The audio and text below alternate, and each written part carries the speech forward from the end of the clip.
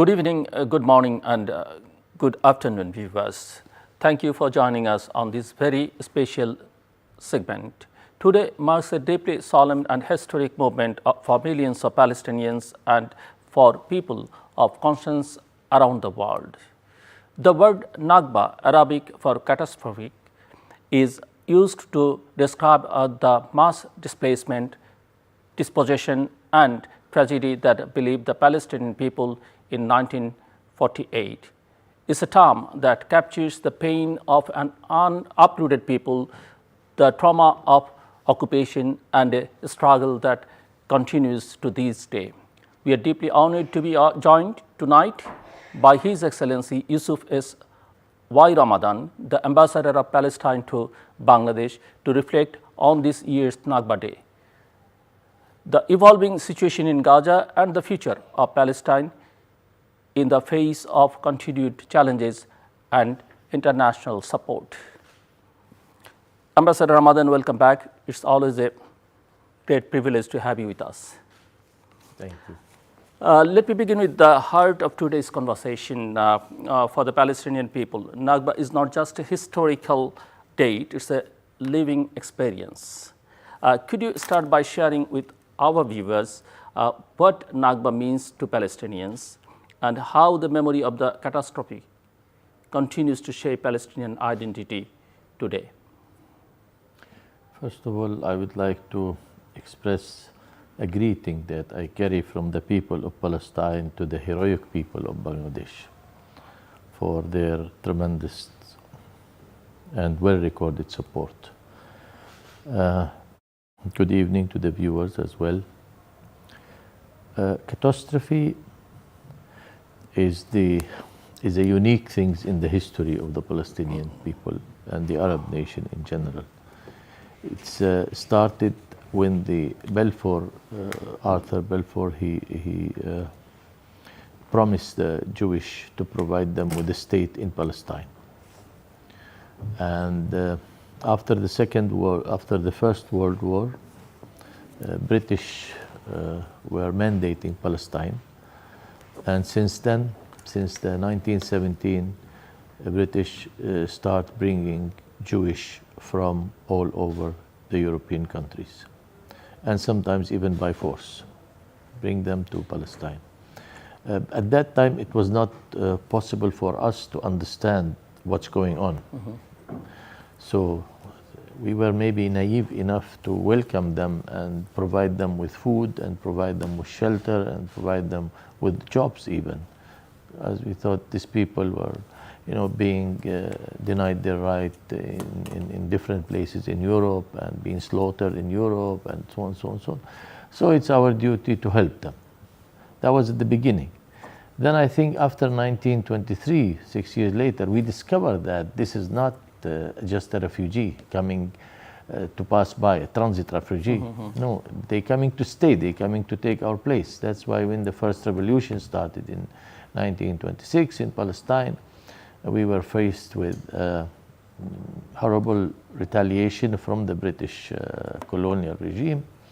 And to cut the story short, until 1948. 1948, the Israeli population or the Jewish population reached from 4% in 1914 to 37% in 1947.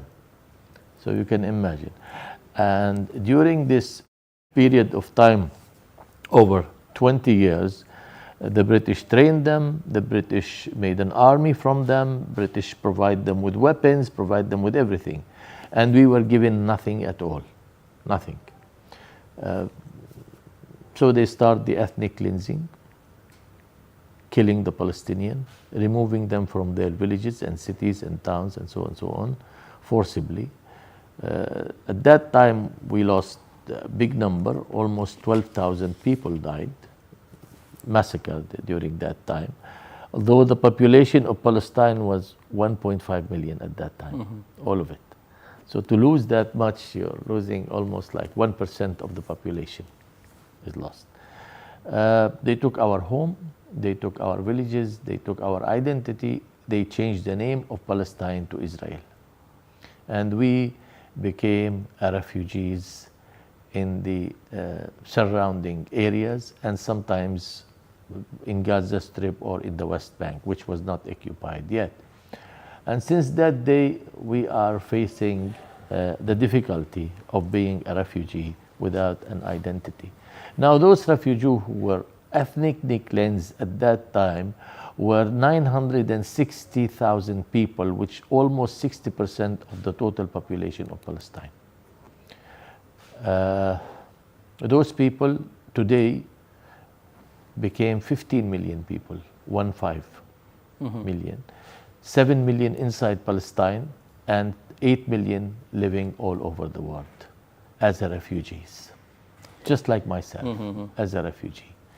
So we haven't seen or we haven't witnessed what is the meaning of having your own state, what is the meaning of having your own passport, your own ID, your own home.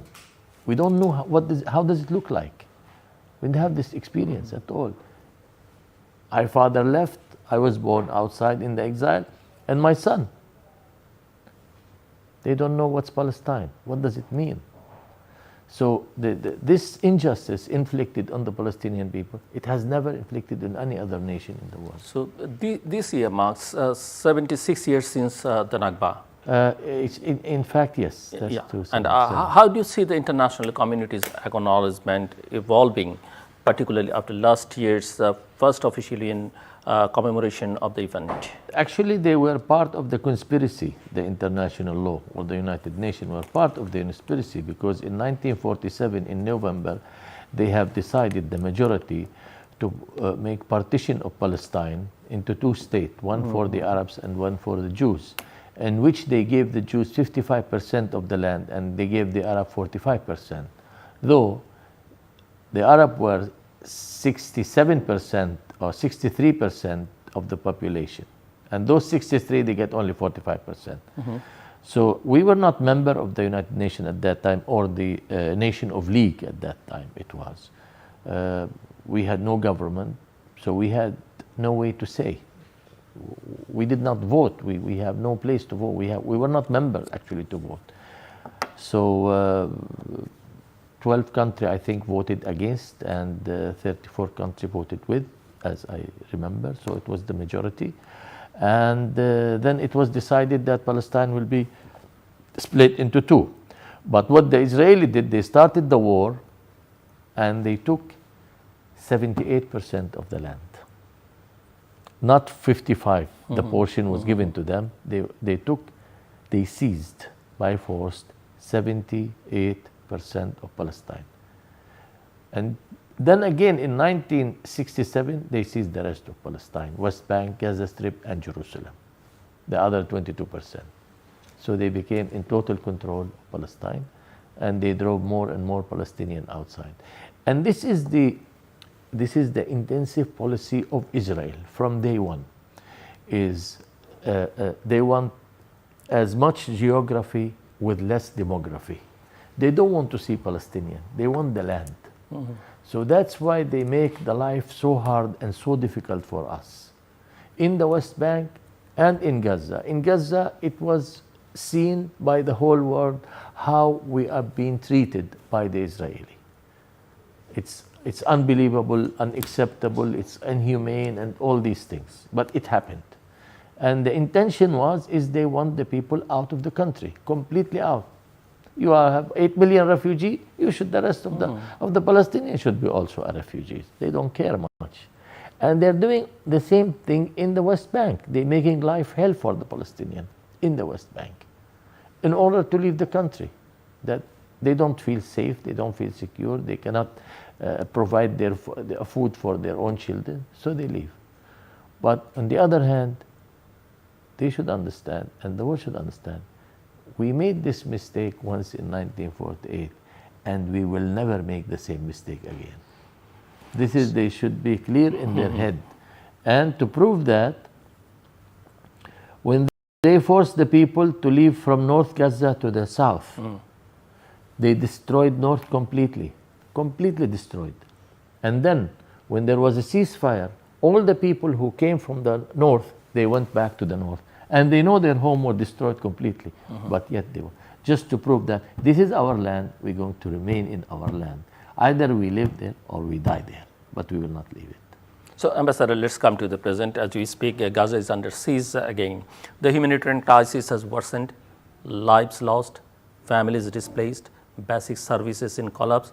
How would you describe the current situation on the ground in Gaza? You have 500,000 people are in starving, famine, according to the United Nations. Several people already died, especially children. There was images which you cannot see. Children, you can see only the bones and the skin, nothing else. And that is shown in the Israeli TVs. And for some Israeli, this is it's very interesting for them, very enjoyable. I don't understand how they value humanity. Anyway, now the situation in Gaza Strip, I don't think it has ever happened. If we go for the extreme we call Holocaust, which happened in against the Jews, this is much worse than the Holocaust. And we are being the victim of the victims. The same victim in the Holocaust, now we are their victims, unfortunately. But the coming days, I think it's going to be much better than the past days. Yes, because we can read what's going on. The Americans have finally decided that they will send their own companies, private companies, in order to distribute the food to the people, which is a very good position from the American side. I think the Americans start seeing things from their own perspective, not from the Israeli lenses. And that's what makes the difference lately of the dispute between Netanyahu and Donald Trump. This is actually, we are very much optimistic. Personally, I am optimistic about it.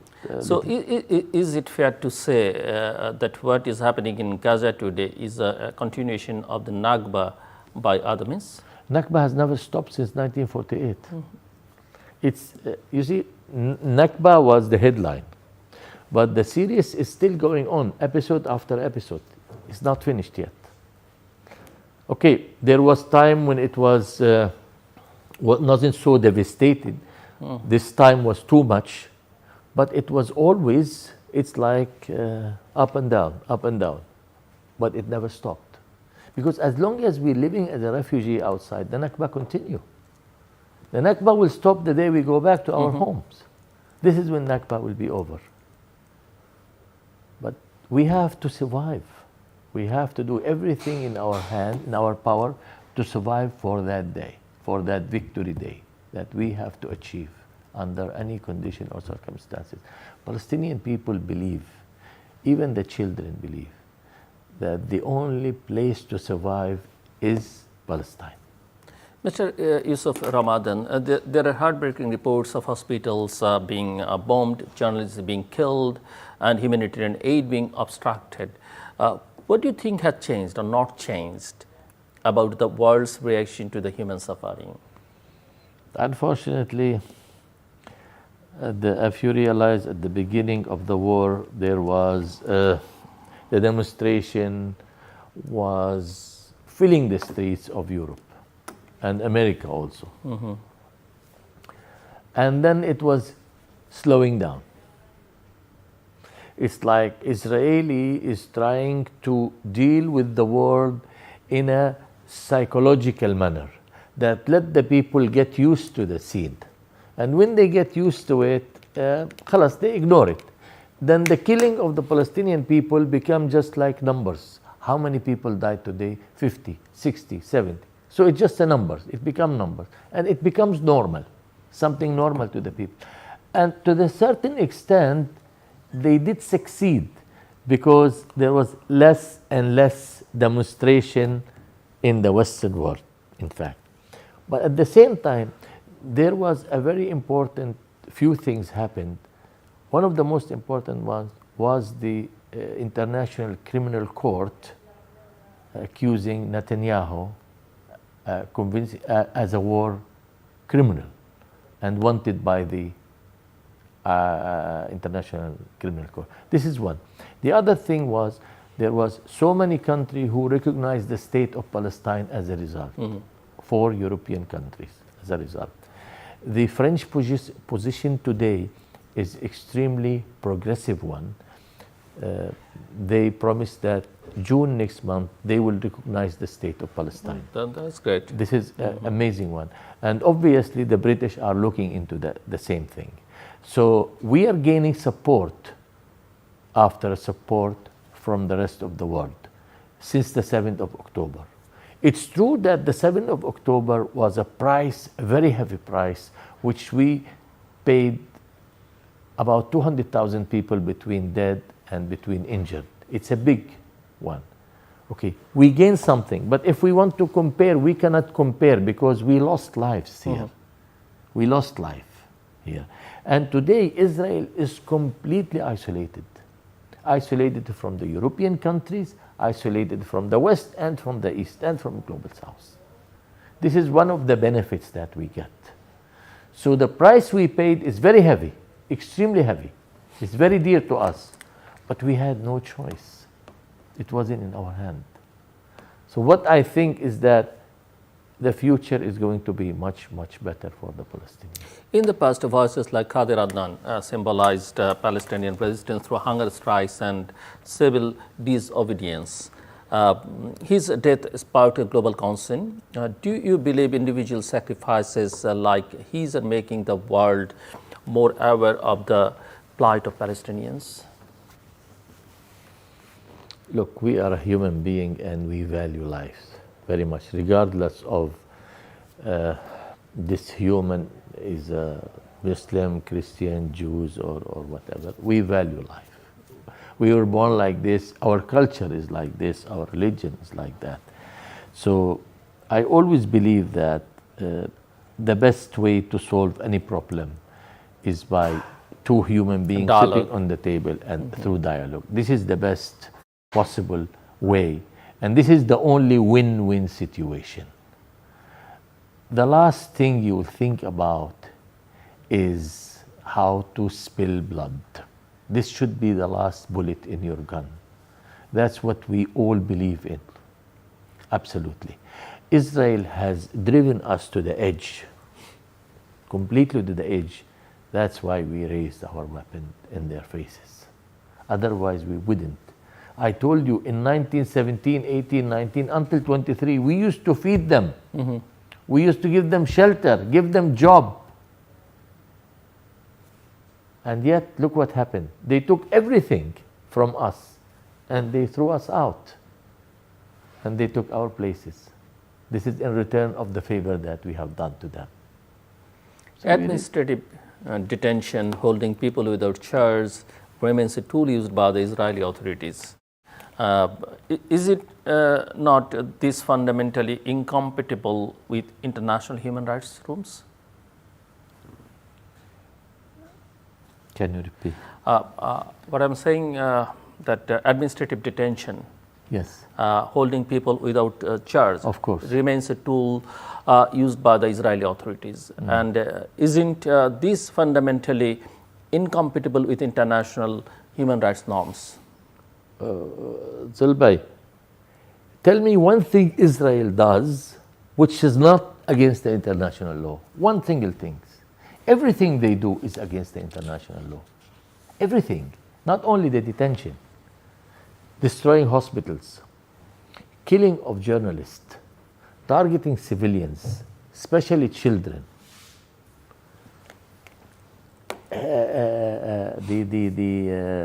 If you remember the word kitchen, people who came from Europe to feed us, to feed the hungry people, they were targeted. So nothing Israel does consistent with the international law. Nothing. Not only detention. Everything. The occupation itself is it's against the international law. Occupying other territories is not. So in the old days, in the past, in the 50s and 60s and 70s, those people are called resistance movement, not a terrorist organization. Today everything has changed. They call them terrorists and they're fighting for freedom, for their own freedom. They will become terrorists if they have a freedom and still they continue to fight. Then they become a terrorist. But they fight for their own freedom, for their own dignity, for the land, for the future of their children. How can we call them a terrorist? Let's talk about everyday suffering. Homes are demolished, water is controlled, and land is grabbed, as you said. The Israeli Committee Against House Demolitions has alarming figures: over 55,000 Palestinian structures destroyed. How do you see this affecting the long-term viability of a two-state solution? Yeah. As remind again the viewer that I said at the beginning that the Israeli intention is to ethnically cleanse the Palestinian people completely from Palestine, all of it. Mm-hmm. So they have all kinds of means and method in order to achieve their goal. And this is one of them, demolishing houses. I'll tell you another story. Palestinian people in the West Bank depend mainly on olives and olive oil. When the crop ripes, they have to go and pick it up. And that's happened between October and November every year.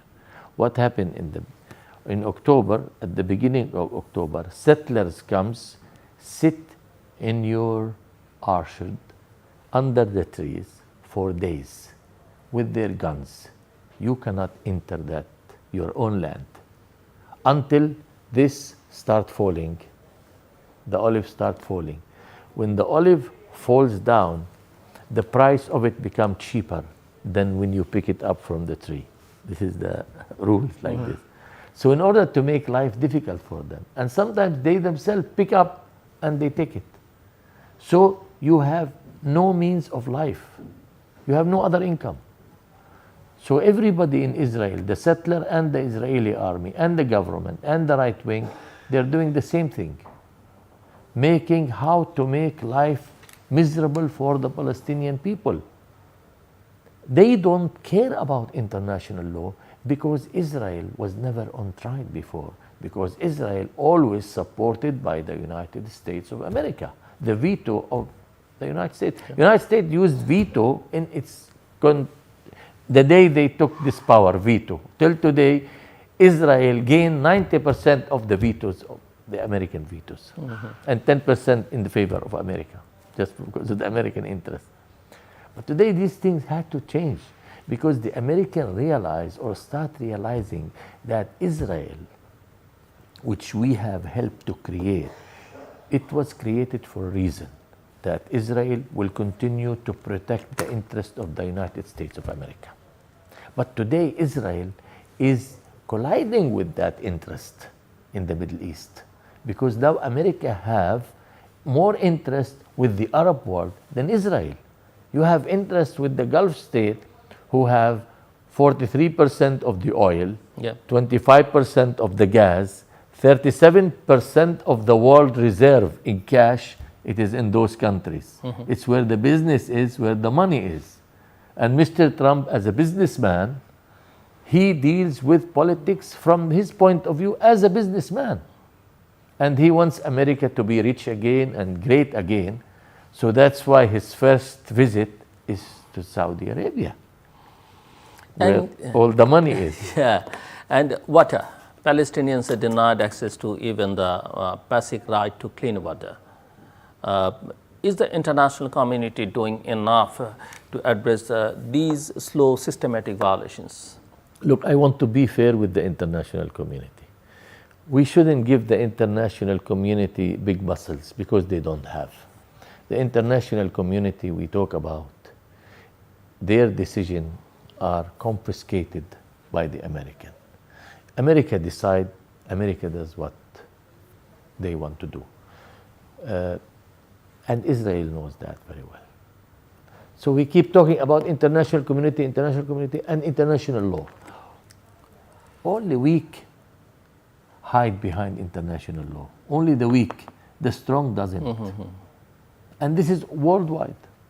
Worldwide. So we shouldn't continue to talk about the international community and talk about the international law. It exists on paper. It doesn't exist in realities. In our time, it doesn't. And that is a fact. That is a fact. Ambassador, from Egypt to China, many international players are trying to mediate or offer board. What role do you think countries like Bangladesh can play in advocating for Palestinians more effectively? Look, we understand the situation in Bangladesh very well. Today, Bangladesh is going through maybe some difficulties. We are a little bit worried about that, and we hope that they're able to cope with all the challenges. Because a country like Bangladesh, who's been supporting Palestine fully, we need friends to be strong, not weak. So it is time for the Arab world and the Muslim world to support Bangladesh in every possible way, I believe. In every possible way, they should support Bangladesh. Bangladesh deserve our intention. They do. Related to China, then we go to jumping to another thing. You know, China today is competing with the United States of America for the superpowers, to share superpower, to share superiority with it. And they have the right, because they have proven that they're capable enough and they're good enough to do that.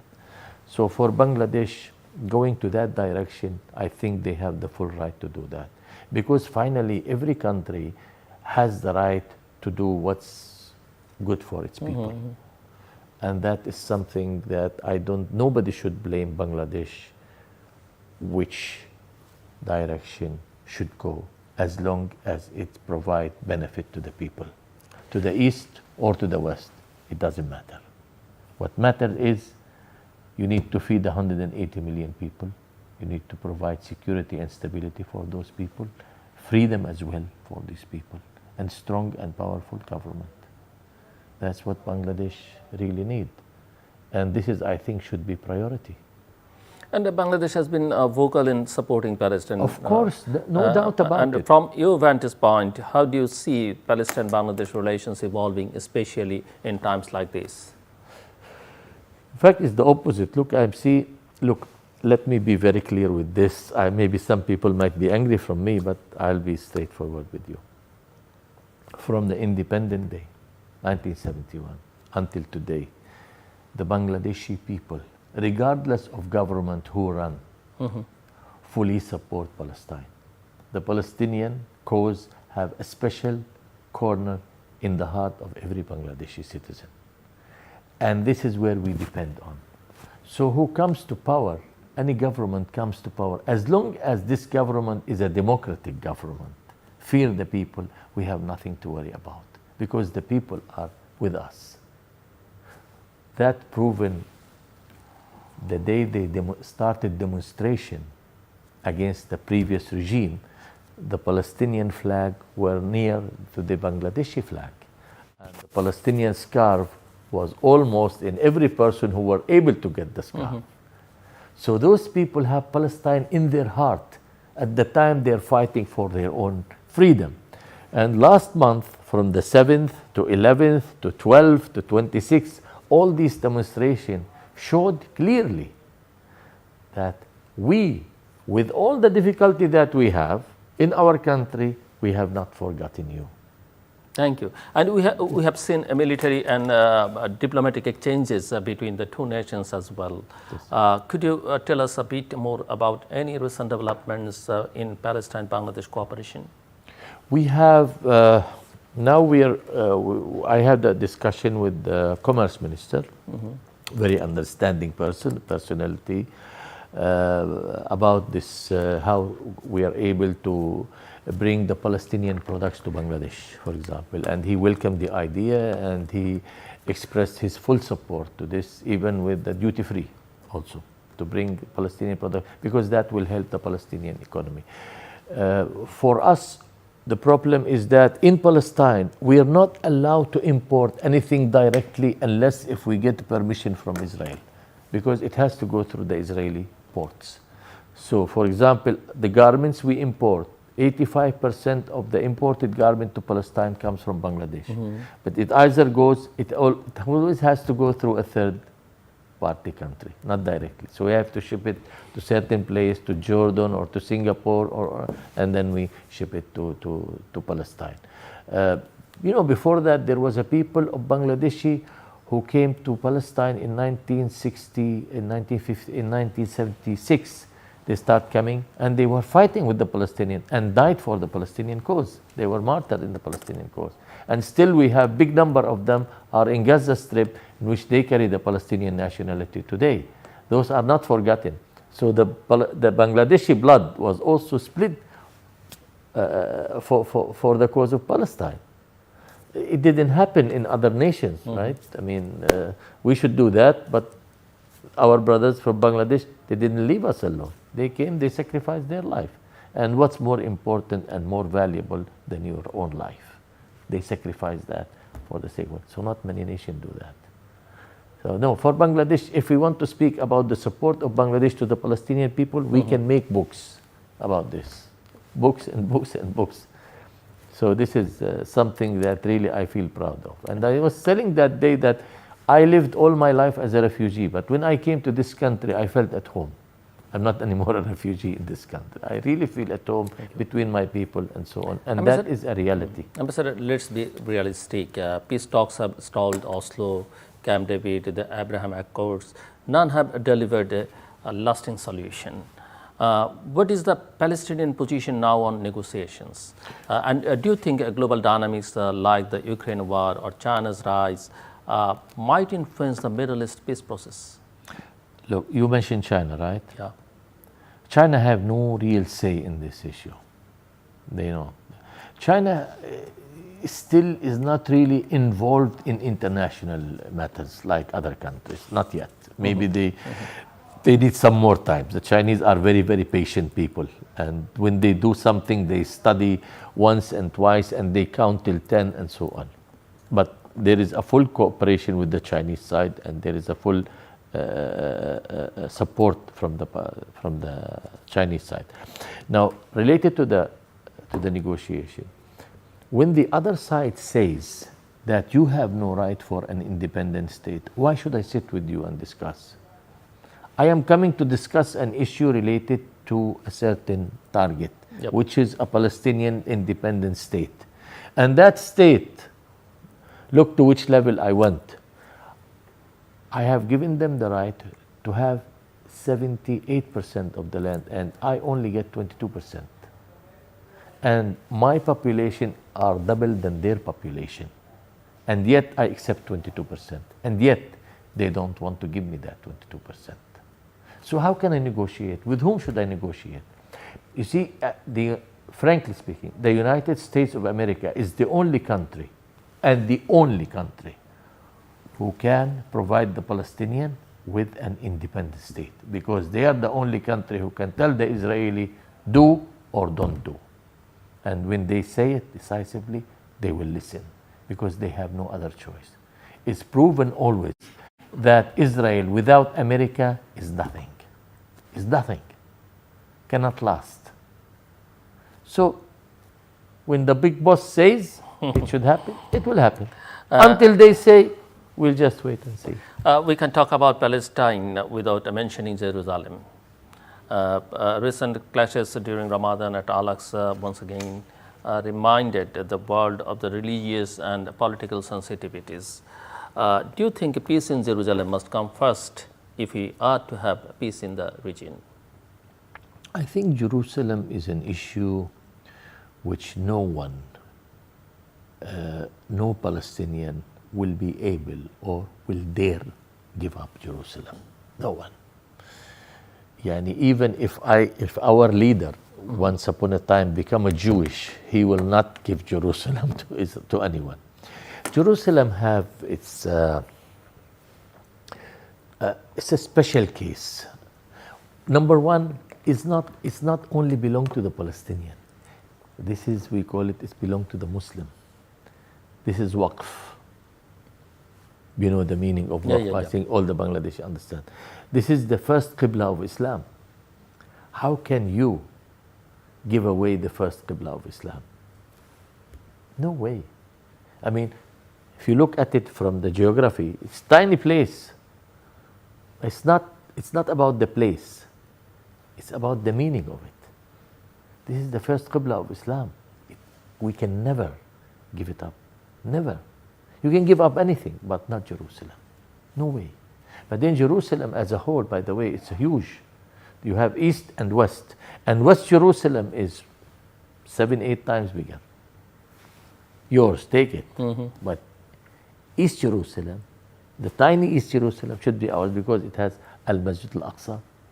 And also it has the, for the Christian also, where Jesus Christ was born at the same time. So it's not acceptable for the Christian, not acceptable for the Muslims. We have accepted if they combine Jerusalem together and make it a joint capital for both. It's fine. But the problem is not, for them, is not Jerusalem. The problem, they don't want to give you 1 inch to establish independent state. And they were clear about it. It's not saying it behind closed door. They're clear about it. There's no Palestinian state. So somebody has to come and tell them. I think the Arabs today, position of the Arabs are more powerful, more stronger than before, and that they can impose their policy, especially on Mr. Trump, who's coming to make business. You coming to make business, you're most welcome. We'll do business with you, but we need something in return. And that, a Palestinian state. And I think this is what he's going to hear in Saudi Arabia, from Qatar, and from other Arab countries that he's going to visit. Ambassador, on democracy, Palestinian elections have been postponed repeatedly. Do you believe Israeli occupation is the root cause of this democratic stagnation? And if elections are held, do you see it leading to more international recognition of Palestine's legitimacy? Look, for election, we want election before anyone else. I personally want election, not from today, from very long time. But the problem came like this.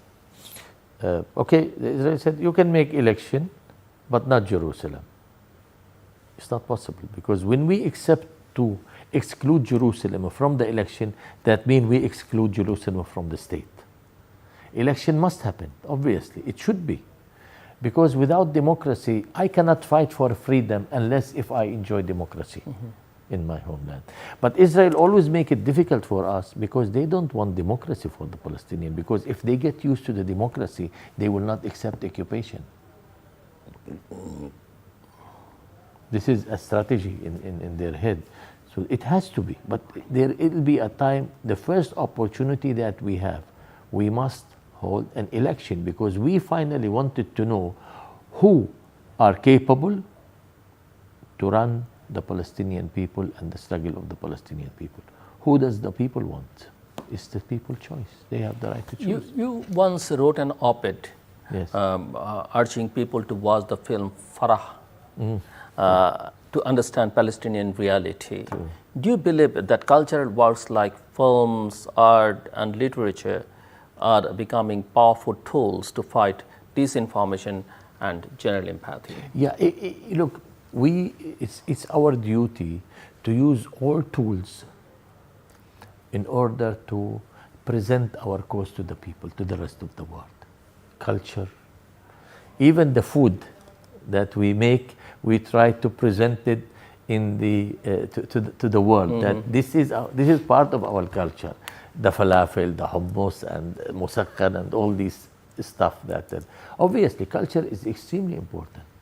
Movies and music and dancing and all this folklore that we have. We used to be more active actually in this field, much more active, because we had an opportunity before. But today we are much less maybe ignorance about this issue, which I think is not correct. Maybe we had an opportunity before and we don't have any more the right opportunity to continue to do that, but I think we should do it. Yeah, I mean, you have seen this, I think you saw this movie, Farha. It was a very interesting one. It's a little boring, but it was very interesting. Palestinians have a culture, it's 7,000 years old culture. And you realize that even they talk about the Bible and they say that this is our land and so on and so on. But if you read the Bible, the Old Testament, the Torah, you say that the Torah mentioned that this is the land of the Palestinians. It's mentioned by name. This is the Canaanite lands. We are the Canaanites. Did you know that there is a very important issue here? Judaism is something different than other religion. You cannot convert to Judaism. Your mother should be a Jewish. It's a must. Otherwise, you cannot be a Jewish. Now, they discover that the majority of the people in Israel, which they call Jews, they're not Jewish. All the Ashkenazi, which represents 60 to 65% of the Jews, they're not Jewish. And that's why DNA is not allowed in Israel. It's the only country in the world which they don't allow DNA. Because if they allow DNA, people will discover that we're not the same people. We're not from the same mother and father. We're not from Yaqub alayhi salam. So this is also an issue. And those Ashkenazi in Israel, they are the people who run the country, and they call themselves the first-class citizen. And the other Jews, the real Jews, are the second-class citizen. And we are the third-class citizen. Now, how can the media, particularly in the global south, contribute more actively to amplifying the Palestinian voice? Yeah, this is a very important question. I mean, they should learn from the Bangladeshi, I think. They should learn. Look, the media today, what's more important, Zulbay, is the social media, which is much more important than all other media, social media. And I think there's a lot of active people in the social media, extremely active people in the social media. But yet, look how it goes. If I wanted to post anything in the social media with a flag or anything, Facebook, they will remove it and they will send me a warning.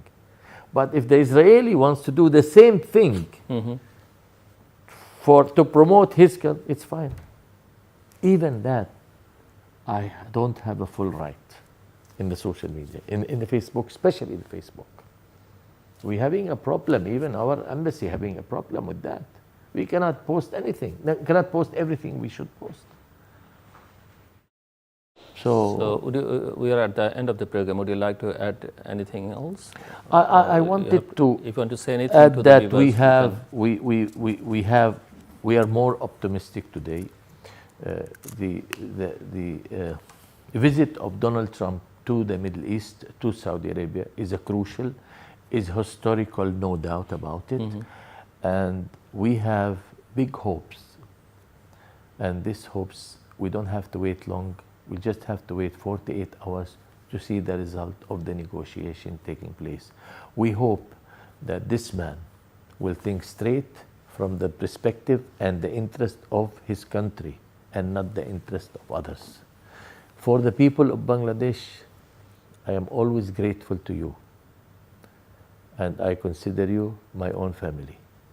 And I always feel proud of you. And I will never forget what you have done for my people and for my country. And Eid Mubarak, because Eid is coming very soon.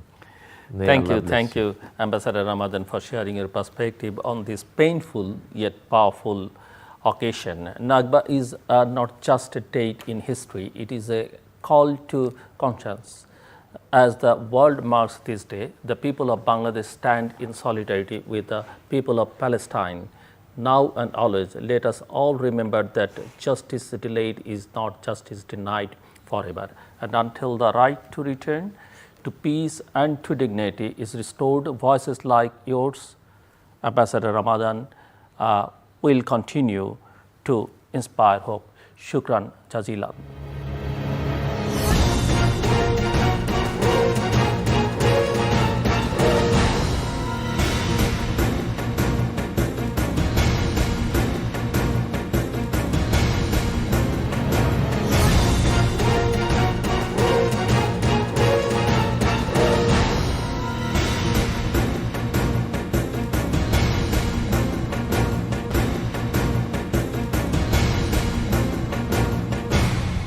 বর্তমানে বিশ্বসেরা quantum electric arc furnace প্রযুক্তিতে শুধুমাত্র GPH ইস্পাতই তৈরি করছে অধিক ভূমিকম্প সহনশীল স্থাপনা নির্মাণ উপযোগী জিপিএইচ কোয়ান্টাম B600DR, যা ব্যবহারে অন্যান্য রডের তুলনায় 30% পর্যন্ত কম রডের প্রয়োজন হয়। তবে দামটা কিন্তু একটু বেশি। ওদের জীবনের চাইতেও বেশি। টাকা গেলে তো টাকা আরও আসবে। কিন্তু জীবন গেলে কি ফিরে পাবো? ঠিকই বলেছেন স্যার। তাহলে GPH quantum B600 DRE final. GPH quantum B600 বাংলাদেশের উচ্চ শক্তি সম্পন্ন একমাত্র রড। বর্তমানে বিশ্বসেরা কোয়ান্টাম ইলেকট্রিক আর্ক ফার্নেস প্রযুক্তিতে শুধুমাত্র জিপিএইচ ইস্পাতই তৈরি করছে অধিক ভূমিকম্প সহনশীল, স্থাপনা নির্মাণ উপযোগী জিপিএইচ কোয়ান্টাম B600 যা ব্যবহারে অন্যান্য রডের তুলনায় 30% পর্যন্ত কম রডের প্রয়োজন হয়। তবে দামটা কিন্তু একটু বেশি। ওদের জীবনের চাইতেও বেশি। টাকা গেলে তো টাকা আরও আসবে, কিন্তু জীবন